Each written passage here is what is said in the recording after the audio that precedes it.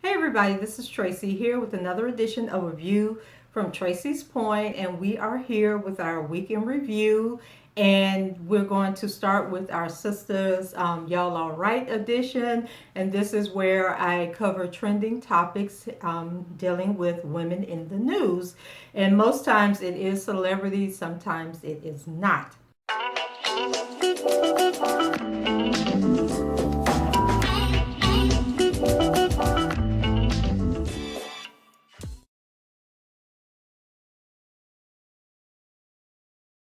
And then in my last video, you guys remember I talked about the girl, Michelle Jones, who got into the fight with the young lady over the father of her unborn child, and the woman shot her, and the 5-month-old fetus died. The charges against her have been dropped that the police brought against her because the prosecutor said that it wasn't going to be an easy case, and that the woman has suffered enough because she lost her baby. So Marsha Jones will not be tried for the death of her child.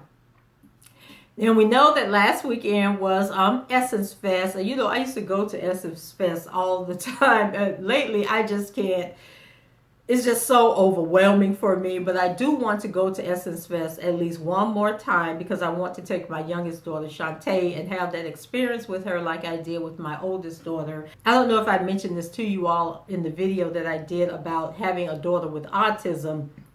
But one of the things was when she was under the age of 18, we had all these services available. And then when she became an adult with autism, all those services went away. So I was able to do a whole lot more when Jasmine was younger than I am able to do now, because as far as with all of my girls, because my daughter Shantae, she's a big support system, and so she allows me to be able to travel and do the things that I want to do by being here watching Jasmine. But what that does is I can't, do the things with her and Morgan at the same time. And so one of my goals is to get somebody I can trust with Jasmine to watch Jasmine over the a 3 or 4 day period, so I can take Shantae to the Essence Fest and she can stop talking about I love Morgan more than I love her, because me and Morgan did all these great things together. So Essence Fest. Two things I will talk about with Essence Fest. Number one, why was Asante McGee a panelist at Essence Fest? She was on the stage with Terry Crews and his wife, talking about being victims of assault. So y'all know I had to let Essence know that I was very disappointed in them that they would give Asante a platform, but it kind of like reminded me of when they would have like the reality TV stars from Love and Hip Hop, and what's the other the righteousness of Love and Hip Hop. People were getting upset and outraged and saying that Essence wasn't the outlet that should be promoting the shenanigans that are taking place. Oh, Basketball Wives. So they had the people from Basketball Wives and the people from Love and Hip Hop, and the mature, sophisticated women were not having it. And I consider myself a mature and sophisticated woman, but I do like to watch a little ratchetness every now and then. So I don't know if I had a problem with them being at Essence or not, but I definitely had a problem with Asante McGee being there, pretending that she's an actual victim. And then she also was in the book selling area, had a book signing and everything for her book.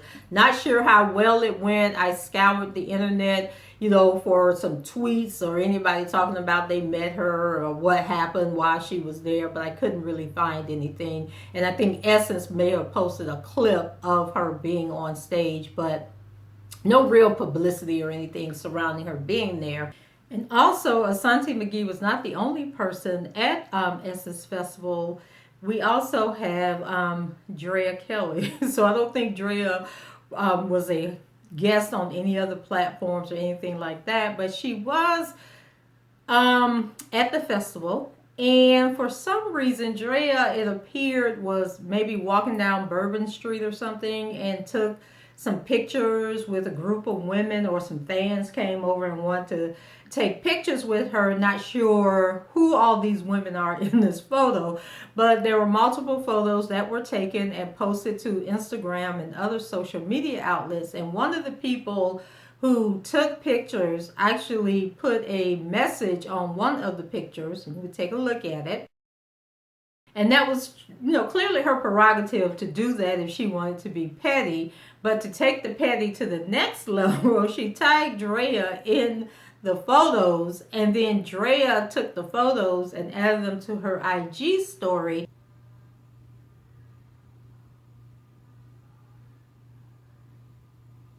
And so, of course, supporters of R. Kelly, they were upset because they were like, this woman just won't stop. And so I thought it was very tacky of Drea to post that picture, add it to her IG story. It shows just how childish she is, and that she's not willing to let this thing go, that she's caught up in the moment, caught up in the hype.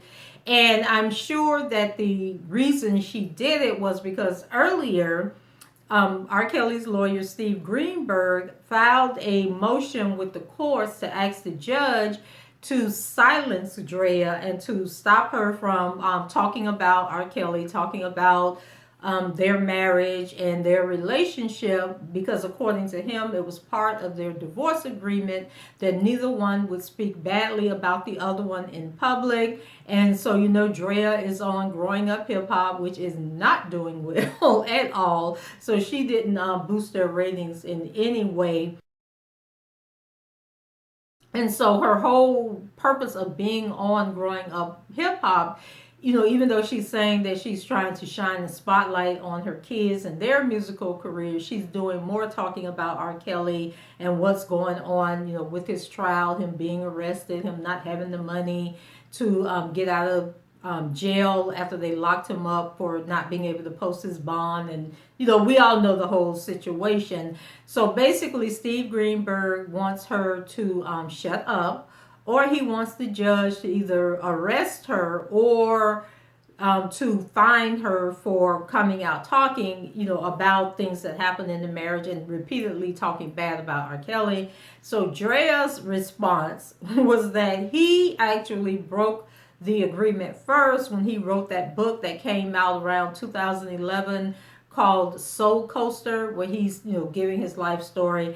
And so I guess in that book, I've never read the book, but in that book, I guess he talks about their marriage and things that he's gone through. And so according to Drea's team, that was the first breach of the contract, and therefore all bets are off. And because he first talked, now she can say whatever it is that she wants to say about him and about the marriage. So the saga continues, y'all. But Drea really needs to take the high road and be a better person. And somebody on one of my other videos, she watched it was an older video, but she commented on yesterday, and she made some good points where she was saying, good or bad, regardless of what a couple goes through, if you decide to get a divorce, just divorce and go your separate ways. And if children are involved, that it is up to both parents to protect those children and to not be out here bashing each other and going at each other and trying to one up each other. And so I agree with that wholeheartedly. And so Drea, get it together, please.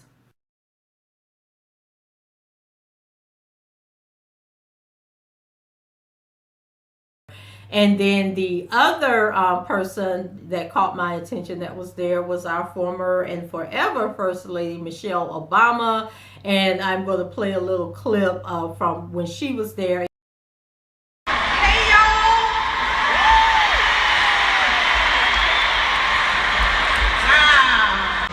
But what I learned was that people are really hungry for stories. And stories about people who look and feel like them. And one of the things I want crowds to understand is that wherever I've gone, and I've toured this book all over the world, whether it's in Copenhagen or Paris or London, people have found and recognized themselves in the story of this little black girl who grew up on the south side of Chicago. So what it reminds me is that Our stories as black people and as black women have power. You know, the only thing is we don't often get to see ourselves. We don't hear ourselves because we don't get to control the narrative. You guys know Michelle Obama has been selling out stadiums around the world with her book. Becoming. How many have read Becoming? Yes, you have. Can I just say this, guys? It's in striking distance of 12 million. The best-selling memoir of all time. 31 cities, 8 countries, sold everywhere, translated into how many languages? Oh, over 40 languages. Over 40 languages. Yeah. People all over the world are reading your book. And so she came to Essence, and I believe she was in the Superdome when she did this. So, you know, thousands of black women and men had the opportunity to see Michelle Obama in this book talk and interview with her, whereas they probably could not afford to see her if she came to town. So kudos for Essence for bringing Michelle Obama and giving the people that visited Essence that experience to be in her presence. So next up, congratulations to Kimbella and is it Jules Santana?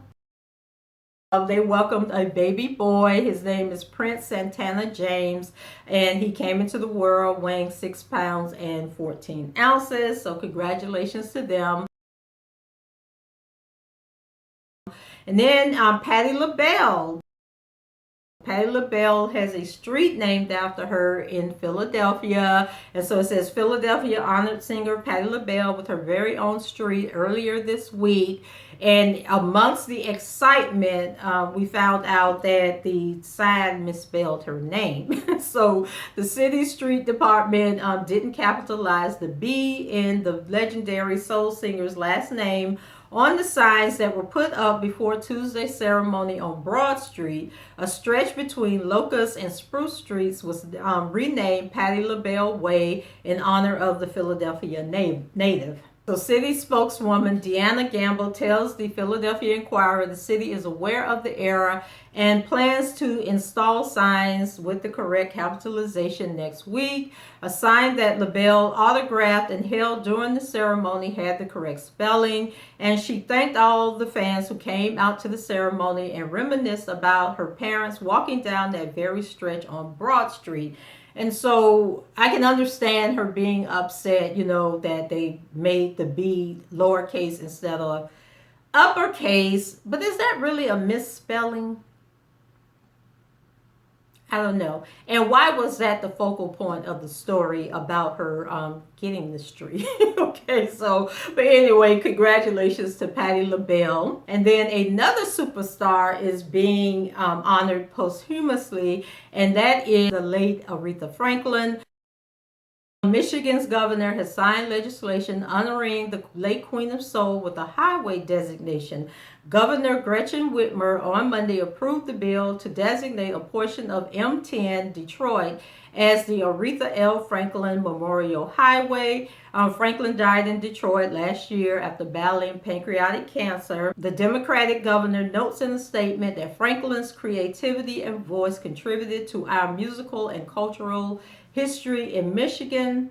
Supporters of the designation say dedicating a portion of the highway is a way to honor the musical and cultural icon who grew up in Detroit and learned the gospel fundamentals at New Bethel Baptist Church. So our next story is about this challenge.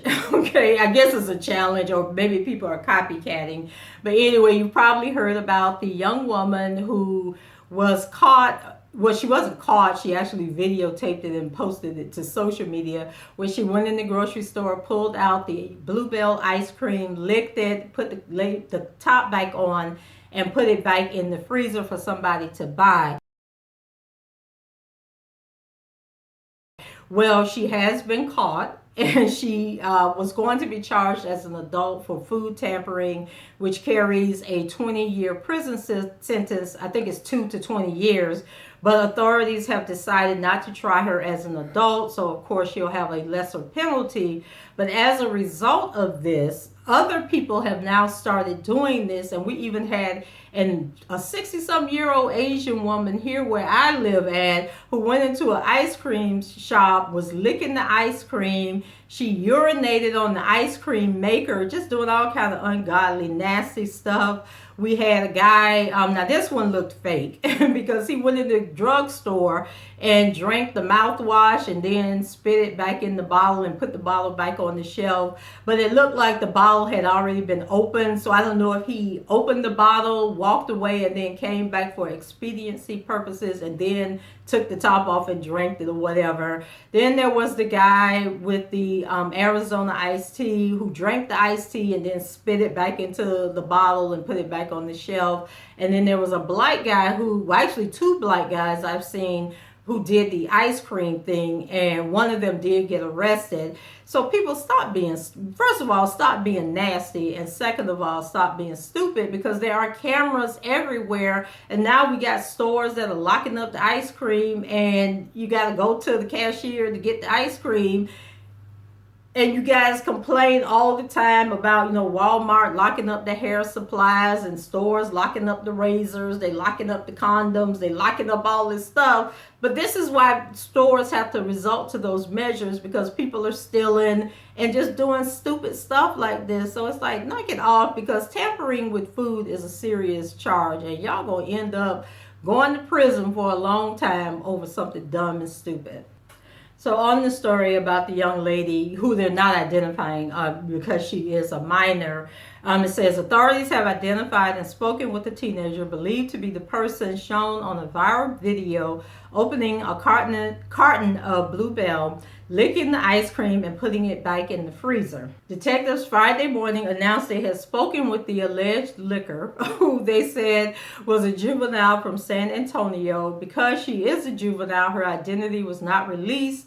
The video, which went viral last week and has been viewed over 12 million times, is believed to have been taken at Lufkin Walmart. The juvenile suspect's boyfriend is from the Lufkin area, and police identified him as the person who filmed the video. The video footage, which had more than 12 million views on Twitter as of Friday morning, shows the teen standing in the aisle at a grocery store as she runs her tongue across the top of an open half-gallon of Bluebell tin roof ice cream.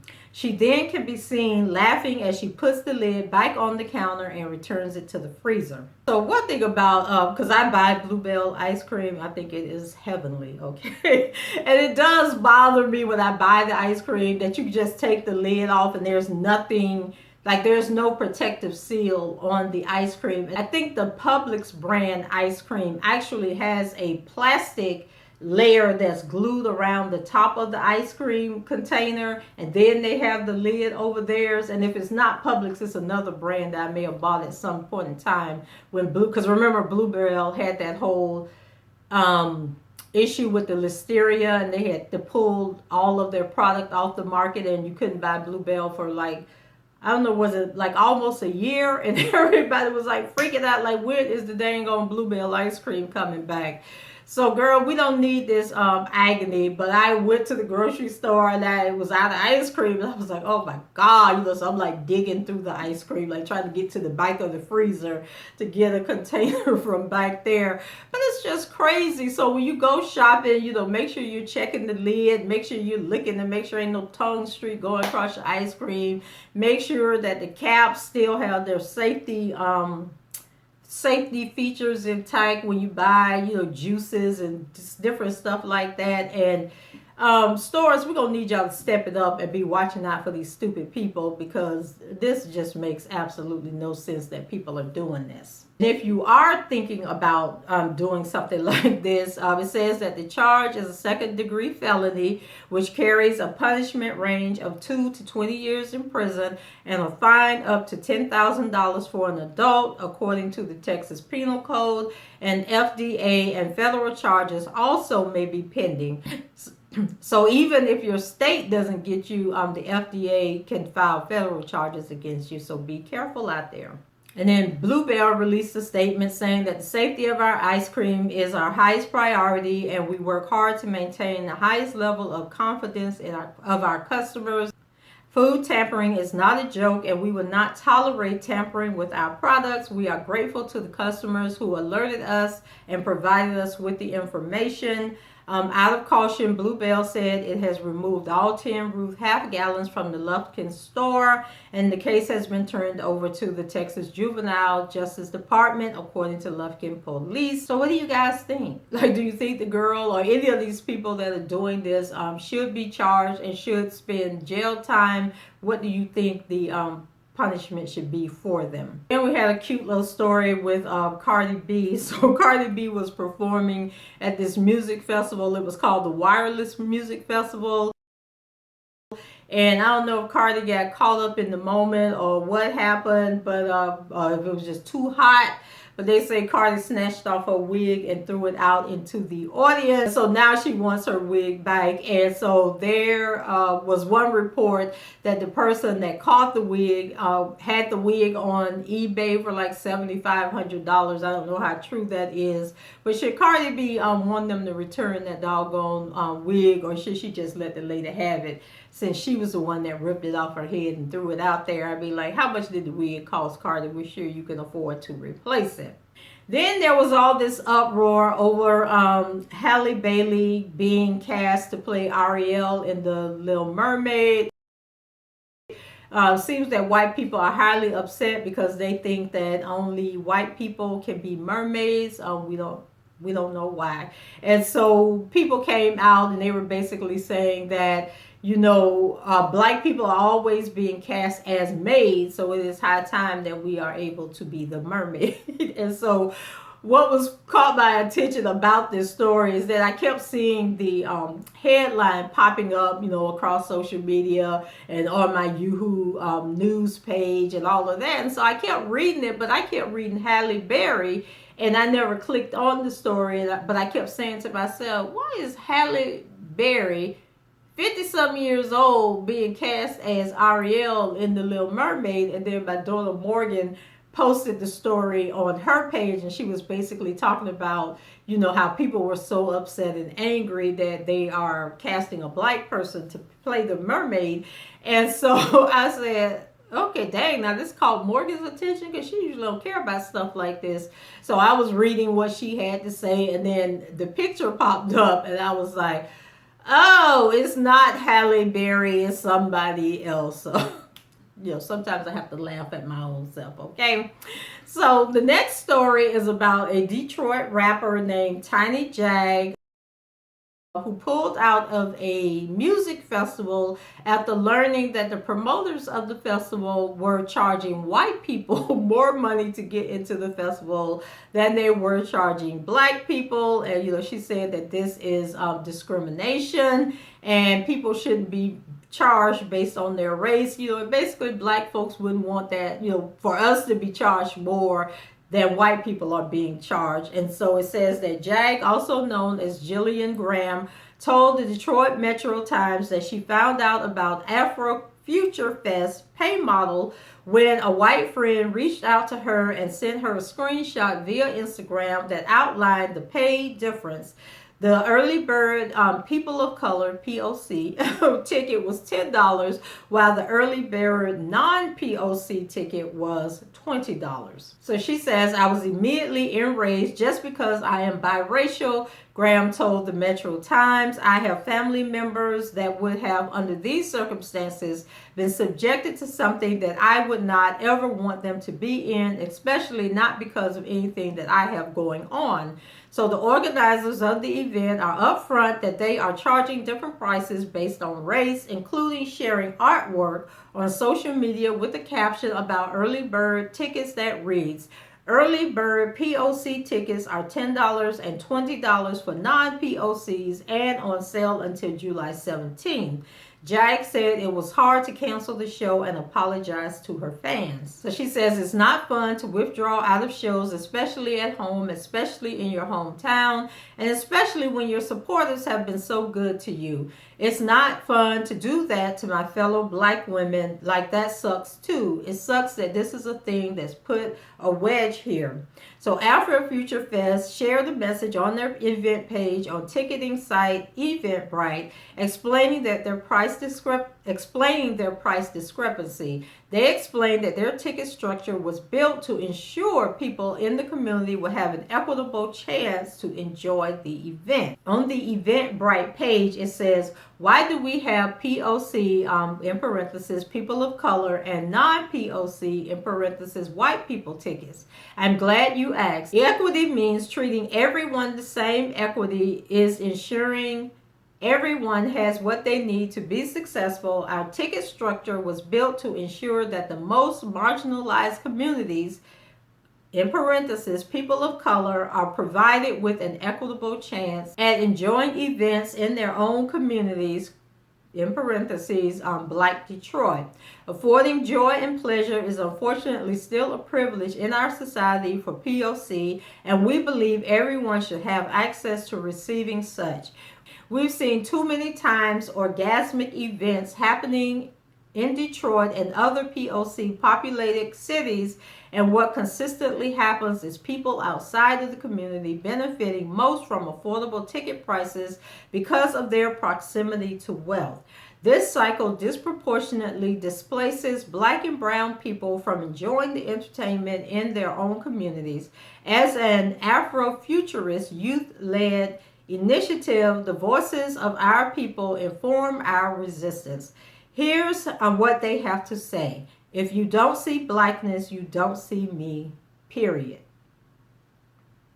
So what do you guys think about that? Like, do you agree that it was okay for them to create this price structure to ensure that more Black people were able to attend this event in their community? Or do you think that this was a bit extreme? Because what I have found in my lifetime is that people pay for what they want. And if they really want to come to the festival, they'll pay the price to get into the festival. You don't have to create this price structure to give an advantage or an opportunity to someone to see a show. Because if the tickets was $20, they would find that $20 to come to that show. And if they couldn't find the $20, then they would just stay home. Or they would do like they do here in St. Pete, where I live, is that they set up outside the festival. Like they can't, well, sometimes they can see the screen if they have the really big screens up, but people literally, like our festivals are held at this place called Vinoy Park in downtown, and it's along the waterfront. And so they have fencing, but the fencing is like maybe 6 to 7 feet high, and then it has like the little plastic coverings so you can't see through the fence. But people will plop their behinds up on this lot that's across the street from the Vinoy Park, and they be out there in their lawn chairs. They have their food and everything, and they sit out there and they enjoy the concert, because you can hear the concert for blocks away. And so if you can't pay the money to get in, then you just set up outside and listen. I mean, I don't know if Detroit has that same, opportunity to do that, but that's what people do here.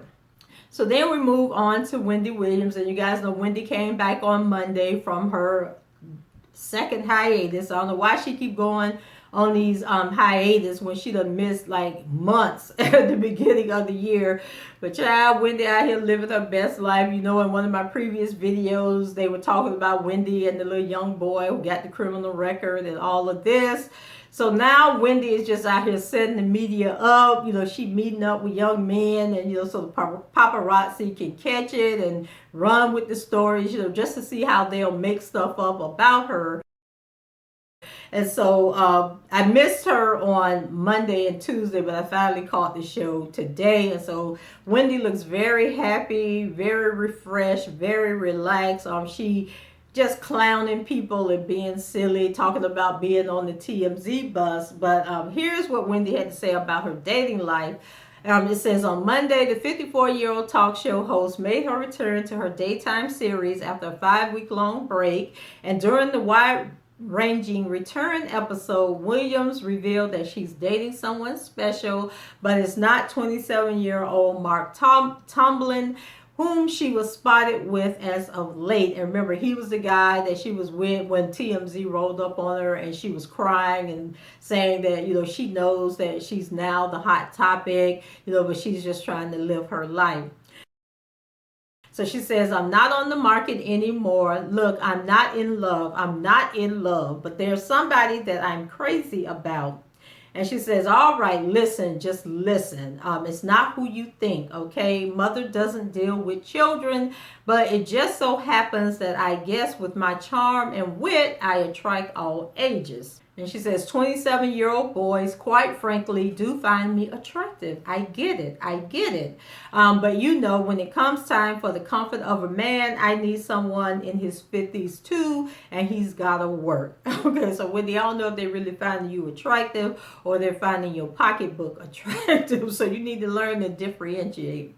So it says, as for her new man, Williams says, it helps that he's a doctor. I'm not going to say one more word. You're not going to blow this for me. You're not going to blow this for me. But he's been married. He has kids that are in their 20s. And yes, he's black. I know you've been wondering. So when it comes to those pics of her of tumbling, holding hands while out and about together, Williams said that it was all innocent. So she goes on to say, you know, he's from LA. He came to New York. He had never been to New York before, skyscrapers and everything. I'm a hand holder. If we go out, I'm holding your hand, Williams said before explaining why she likes to hold hands with people. She says, so Mark is new to New York and he's having panic attacks and I'm unsteady on my feet. I got the vertigo and the lymphedema, she said. Williams' busy dating life comes after she filed for divorce from her husband, Kevin Hunter, back in April. And, you know, they talk about the mistress and him having the fight with Kevin. And it says that Wendy says, my family's doing fine and I'm doing fine. I'm just a woman relaxing and gathering my thoughts. I had my books, my thoughts, thinking about you, but mostly gathering my life for me and my son and my family. So Wendy, I think she cares what people think about her in her dating life. And so do y'all think that the doctor is real? Is we gonna get to meet the doctor, see who the doctor is? Because on her show today, you know, she was talking about some guy she took a picture with. The guy was in the audience. Then she talked about going out with Booth. I don't know what the deal is with her and her DJ, but seemed like he'd be calling her all time of day and night, taking her out. And so they go out a lot. And then she had a guy named Corey who she said rolled up on her at the restaurant when her and Booth were having dinner and wanted to take a picture. You know, Wendy don't like taking pictures with people, you know, but she'll give them her information so that they can contact her assistant, and the assistant can put them, I guess, like on the VIP list to come to the show. So Corey was there. Wendy clowned him throughout Hot Topics, you know, for interrupting her dinner. And then I guess at some point she said she kept looking over at him, and then finally she invited him to come join them for dessert. But Corey was good natured. He was laughing, but we could tell that Corey trying to get him some Wendy Williams. Okay, so I don't know, maybe she'll let Corey take her out to dinner after the show today. And that's it. Okay, there was a lot going on, but that's it for ladies. Y'all all right? And until the next time, and look out for brothers, how y'all doing? That video is coming up later today. So leave your comments below on these topics or anything else that you saw trending in the news that caught your interest. Rate the video and subscribe to the channel if you haven't done so already. And until the next time, I shall talk to you guys later. Bye bye.